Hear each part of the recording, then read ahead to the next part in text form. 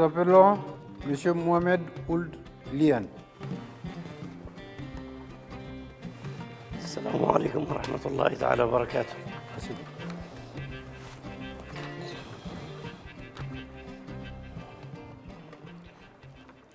Monsieur Mohamed Ould Lian, votre frère a été enlevé à Tamakouta, dans le cercle de Gao en 2018, par des hommes armés circulant sur 2 motos. Les auteurs présumés seraient membres d'un groupe armé islamique. Pouvez-vous nous relater les conditions de cet enlèvement et comment cette absence a affecté votre famille?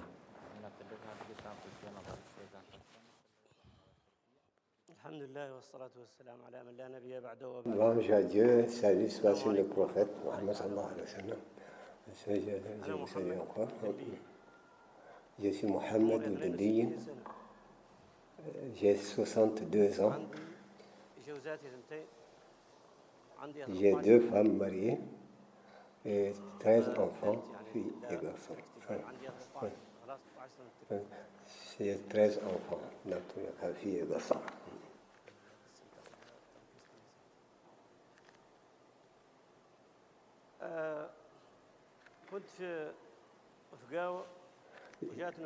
J'étais à Gao et j'ai eu des difficultés particulières.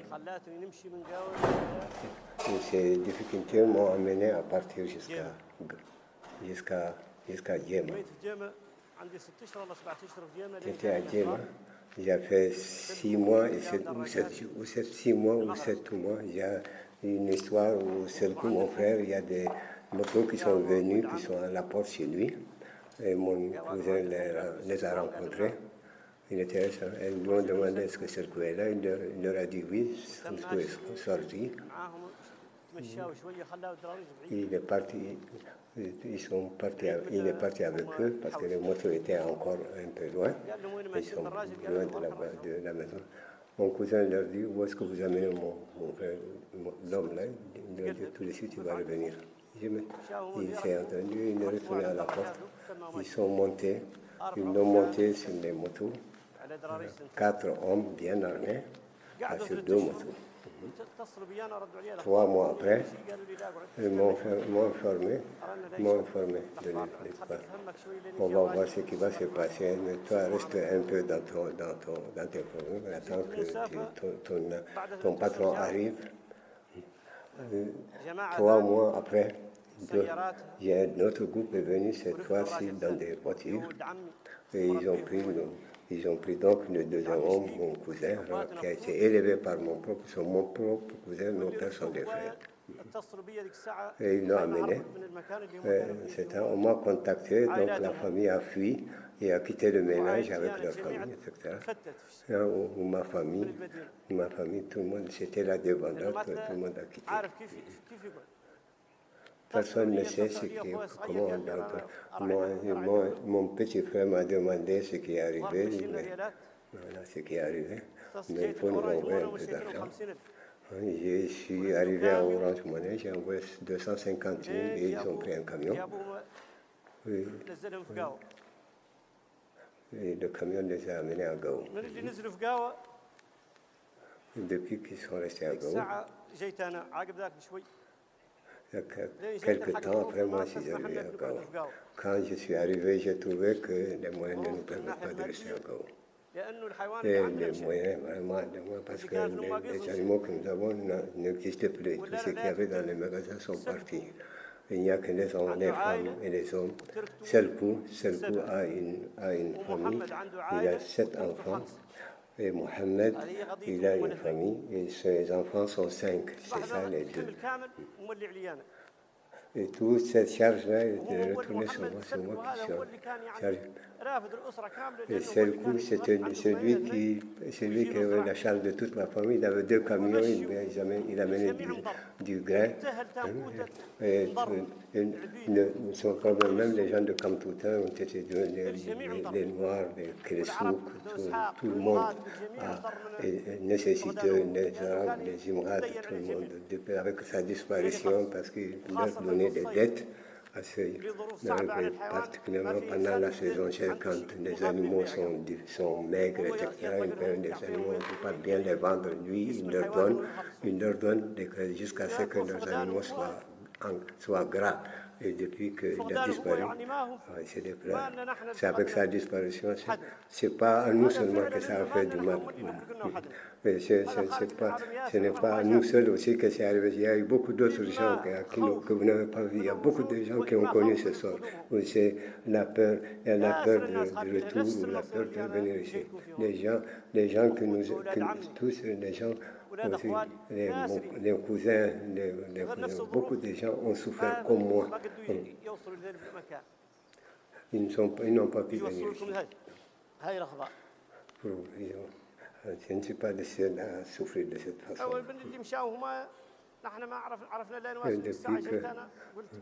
Depuis que les deux sont partis, je ne sais pas. Donc ici, les moyens ne peuvent pas me permettre. J'ai pris l'ensemble et j'ai pris un camion. Et je suis descendu, je suis allé à un site qu'on appelle Tawaka, un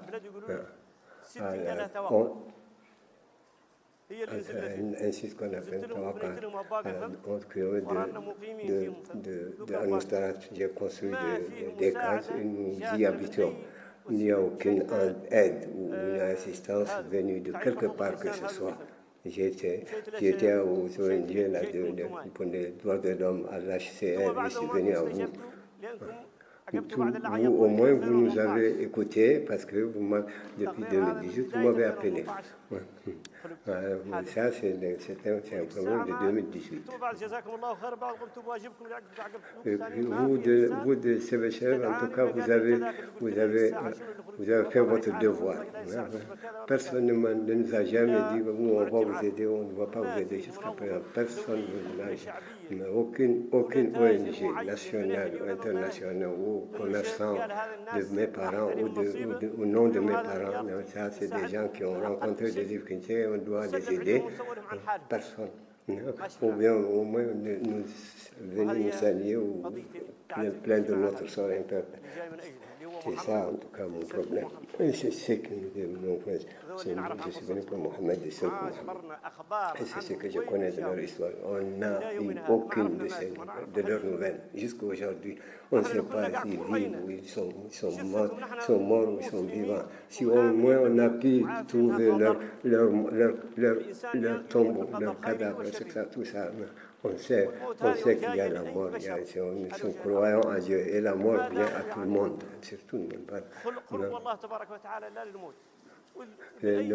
La création, quand la mort, personne ne sait comment elle doit venir, quand elle va venir, où elle va venir. Ça c'est Dieu. Nous sommes des croyants. Ce qui est mauvais, c'est que quelqu'un, tu n'as pas pu le voir, tu ne sais pas, il est vivant ou il n'est pas mort. C'est des gens sympathiques, ils n'ont jamais, il y a des témoins, tout le monde le connaît, ils n'ont jamais pris d'armes pour qui que ce soit, les gens de Gao, les gens de Kéressouk, depuis 1994, où ils sont des voisins, avec les gens de Kéressouk, ils sont partis jusqu'au Niger ensemble, et ils sont revenus, et ils sont tellement connus, vraiment, les Kéressouk. Et il y a des témoins. Ça, si des gens veulent savoir, veulent confirmer ce que je dis, il y a les gens de Gao entièrement. Les commerçants savent qui savent avec lesquels on travaille. Tout le monde nous connaît. Même si les mosquées, même les marabouts qui sont dans les mosquées, tout le monde, on nous connaît très bien, on me connaît moi. Et moi, quand j'étais à Gao, j'étais imam à Gao, dans une des mosquées de Gao. Et avec ces situations particulières, on est parti de la ville pour le Sahara. Oui, là où je suis actuellement, j'ai construit une mosquée et je suis imam. Et c'est ça mon problème. Que Dieu vous en garde, je vous en remercie. Je vous remercie beaucoup, Mohamed Iliane. Vraiment, votre témoignage, je crois, a ému tout le monde. Et certainement toutes les personnes qui nous écoutent et qui vous écoutent. J'ai surtout noté le fait que l'absence, le fait de ne pas savoir si votre frère est en vie, s'il est mort ou si oui, où est-ce qu'il est enterré, mais aussi quand même les conséquences économiques et sociales sur votre famille et sur votre communauté, puisque si j'ai bien compris, c'était vraiment un soutien de famille et un soutien de votre communauté et même des autres communautés. C'est vraiment émouvant. Nous partageons votre douleur. Aujourd'hui, vous êtes écoutés de partout. Est-ce que avez-vous un message? Quelles sont vos attentes? Est-ce que vous avez des attentes particulières? Et avez-vous un message à l'endroit de la communauté nationale ou des autorités?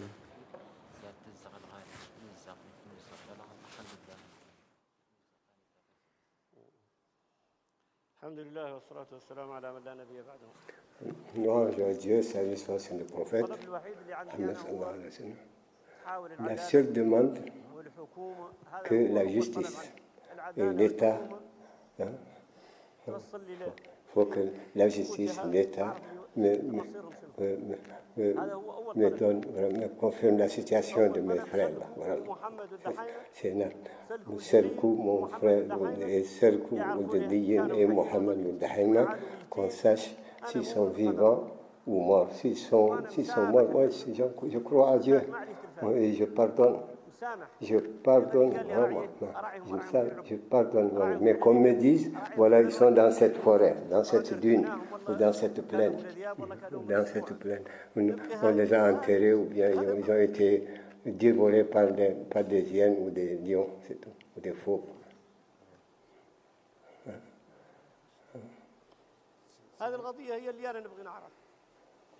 C'est sûr que c'est cette situation, vraiment, je voudrais être éclairci dans ce que je dois être édifié vraiment, que la justice, qu'on m'informe, ou l'État m'informe. Et après tout ça, tous ceux qui peuvent m'aider, du côté de l'État, ou du côté des ONG, ou du côté de vous-même, c'est ça mon problème. Je suis dans la nécessité totale, sur tous les plans. Ce que je demande, un État ne peut pas exister dans l'injustice, dans la discrimination. Un État ne peut pas vivre dans le mensonge. Un État peut exister dans l'incroyance, dans le cas de la religion, mais jamais dans le mensonge. Il faut pas cette discrimination-là, cette ségrégation-là. Il n'y a pas un arabe qui n'a pas son soleil à Gao. L'arabe vient, il a son logeur à Gao. Et le soleil va dans le nord avec ses animaux, il le rencontre. Et ça, c'est là, il n'y a pas de discrimination, il n'y a pas de ségrégation entre les gens, entre les races. Il n'y a pas une race qui doit faire peur à l'autre. Il ne doit pas y avoir une race sur laquelle on porte le tort. Il faut que les gens Un voyou, on ne doit pas, même si c'est mon enfant, quand il fait du mal, etc., mais moi, je ne dois pas répondre de ses actes, du tout. Il faut qu'il y ait des droits, il faut qu'il y ait, la victime doit être soutenue, et celui qui a fait l'histoire, il doit répondre de son temps. Un voyou va faire du mal, bon, c'est un blanc, donc voilà, il faut qu'on le tue. Bon, il y a des Noirs qui font du mal aussi. Oui, il y a des Blancs aussi qui viennent réciproquement sur non, bon, cette ségrégation, cette discrimination, ça ne résout pas nos problèmes du tout. Il faut que l'État retourne à la réalité. Il faut que l'État soit correct, soit responsable. Il n'y a pas d'injustice, il n'y a pas de discrimination. Je vous donne un exemple précis. Je ne voulais pas le dire avant, mais maintenant, comme je suis arrivé ici, maintenant je veux le dire, tout ce qui m'est arrivé, je veux le dire, pour que je puisse me reposer un peu. On est dans le Sahara, voilà, il y a un contingent français qui est venu dans le campement. Personne n'a craint, personne n'a eu peur. Ils fouillent, ils font tout, ils s'en vont, il n'y a rien. Personne. Mais quand il y a une des institutions de notre pays, où l'armée qui doit nous protéger, qui vient chez nous, tout le monde s'enfuit. Ça, c'est très mauvais. Ça ne devrait pas se faire. Nous, cette armée, c'est notre armée. Et moi, aujourd'hui, là où je vous parle, j'ai 2 enfants qui sont dans l'armée. Il y a un qui est dans la garde et un autre qui est dans l'armée. Oui. Parce qu'il y a un ils vont voir un blanc là, ils ne savent même pas que ça, et ils vont aller tirer. L'État ne peut pas continuer comme ça, ce n'est pas possible. L'État doit être juste.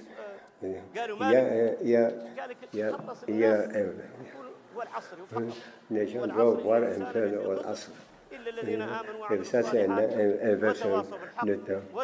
Il a lu un verset coranique.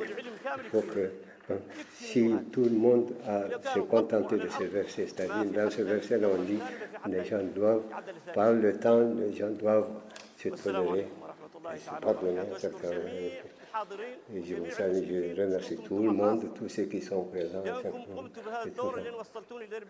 Mais maintenant, vous m'avez donné l'occasion de dire tout ce que...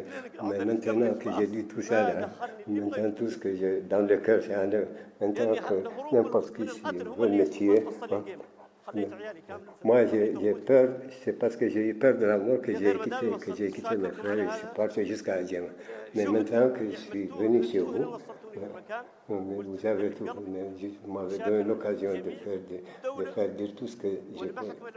Je remercie l'État, je remercie la justice, je remercie tout le monde, je remercie les présents parmi les ministres, parmi les organisations internationales, nationales, pour nous permettre d'arriver jusqu'ici et dire ce que nous pensons. Vraiment, nous vous remercions infiniment et je pense que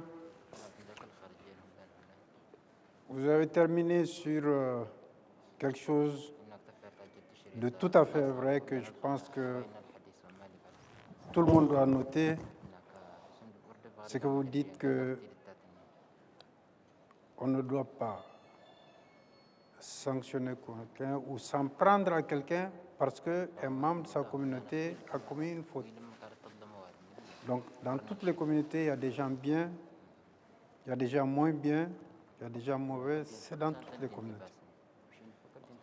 Ce n'est pas parce que quelqu'un d'une communauté a commis une faute qu'on va faire des réprimandes sur l'ensemble de sa communauté. Qu'on ne tienne pas compte quelqu'un est blanc, quelqu'un est noir. Je reprends ici encore la belle formule. Franchement, je trouve la formule elle résume notre situation. Le président Alpha Oumar Konaré qui a dit « Le Mali n'est pas un pays de blancs, le Mali n'est pas un pays de noirs, c'est un pays de blancs et de noirs. » Je crois que ça, si on garde ça à l'esprit, nous allons garder notre nation unie. Nous vous remercions beaucoup, nous avons pris bonne note de vos remarques, de vos souhaits et nous allons en faire un très bon usage. Merci beaucoup. الحمد لله. ايوه جزاكم الله خير. جزاكم الله خير. أوكي. نعطيكم العافيه ان شاء الله. شكرا. السلام عليكم ورحمه الله.